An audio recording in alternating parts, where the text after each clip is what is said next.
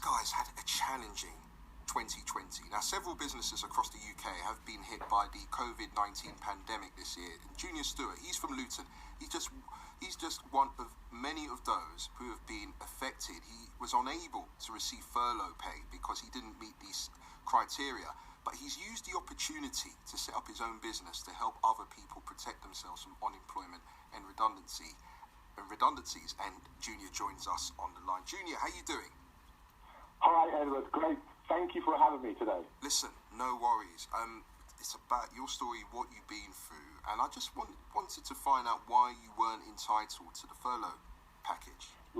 Right. Okay. So the story actually starts in 2019, where I was actually hospitalised. I came out of hospital in September, and so I was actually recovering, being self-employed. Okay. So going into 2020, my wife was having a baby in February. So the best thing for me to do was to, job security, just get a job, Junior. Sure. So that's what I did. I started on the 9th of March, and if you remember, I think the country went into lockdown on the 23rd. 23rd, so yeah. So on the 9th I started, and by the 31st of March, I got a phone call saying that I was redundant. Wow. The reason being, so just 3 weeks in the job, the reason being is because I didn't qualify for the furlough scheme because of the date when I started. When you found out, when they told, how did you feel? I know how I would feel, but it's not about me, it's about you. How did you react? Well, to be honest, they sent us, during our training, there were people in the office that were dropping us like flies. So, for example, they had to self-isolate. So they sent us home maybe 2 weeks afterwards to say, look, it's not safe. Go home and let us find out what the government's going to planning to do. So I was at home waiting, and again, I got this phone call on the last day of the month just saying, look, sorry, Junior, we can't keep you any longer. They advised me to actually go to my previous employer, but being self-employed, there was no one else for me to go to. So I fell through the gaps. And obviously you just became, at the time, just because you were a dad. You just become a dad. Yeah, added stress. You've got to bring the money in. What were you thinking? Right. Look, I tell you this. That night I didn't sleep. My son was only 3 weeks old. I've got 2 other children just below the ages of 10. My wife is at the time she was on maternity leave. So I've got no money coming in. I was advised at the time to apply for universal credit. They paid us, a family of 5, £8.60 each a week, and after 2 months, they then cut it. Wow. Right. Wow. So, yeah, it was a struggle.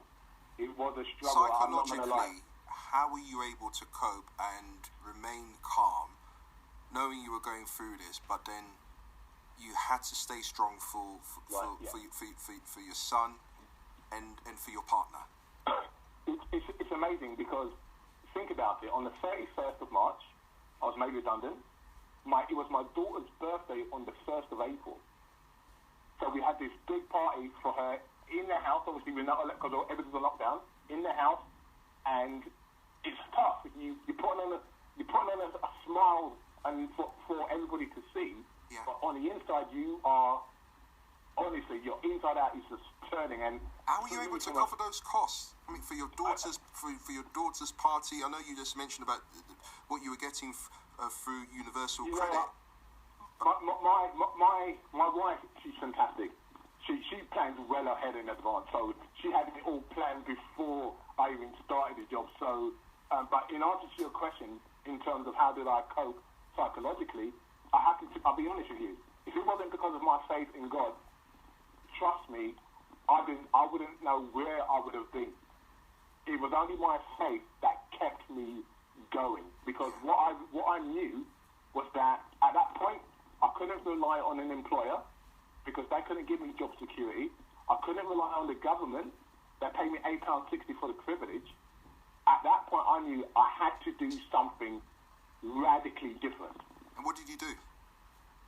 You know what? What I did, I upskilled.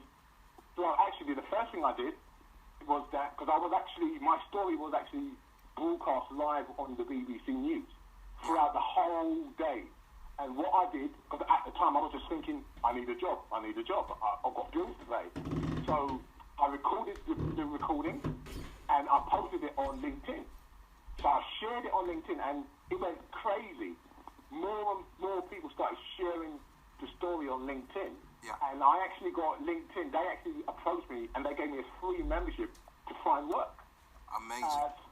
So off the back of that, I had CEOs, MDs, all contacting me saying, look, when things pick up, look, definitely, we've seen your skill set, we want you in employment. But I realised at that time that no employer can guarantee you work. I just started a job, and within 3 weeks, it was gone. So I had to start something on my own. And then, so this was the new, I would call it, I suppose it's the right term to use or say, entrepreneurial. Yes, absolutely. Again, this is a time I would say to anybody out there, this is a time to be creative. You have to be creative. It's amazing how when you're as Edward, when your back is against the wall, it's amazing how your mind can think and start thinking how you can get through this. And what I started doing, I started speaking to so many different people. I spoke to two 20-year-olds in Australia. Yeah. They started an online business during lockdown, and they made $160,000 in 2 months. Wow. And it's because of those stories what allowed me to say, you know what, I'm going to upskill, because there's a huge... And this is exactly what you've done. Just briefly, right. I'm just mindful of time. So the whole objective of what you did by setting up the business is to help other people protect themselves from unemployment and redundancies. How are you able to do that briefly? Okay, basically, I launched a company called GoDigitalSchool.co.uk. Essentially, what we do, we provide internet marketing training. It's all on demand, it's all online, which actually will help you to grow your own online business. So I'll give you an example. According to the Henley Business School report, they said that people that's got their own side hustle business on the side, it contributes to 72 billion in the UK. So what we do is that we help you to skill up and to upskill so that you can actually set up your own on-the-side online business. Junior, it's great what you've done, and please keep us on the loop on what you're up to. Listen, and I'm glad you somehow kind of got to the other side, because no one wants to go through those challenges, especially through these unprecedented times. Junior, always good to talk to you. Junior Stewart from Luton there, who has been badly affected by the pandemic. He wasn't able to receive furlough. He lost his job. But he's used the opportunity to turn things around and to help other people to protect themselves from unemployment and from being redundant.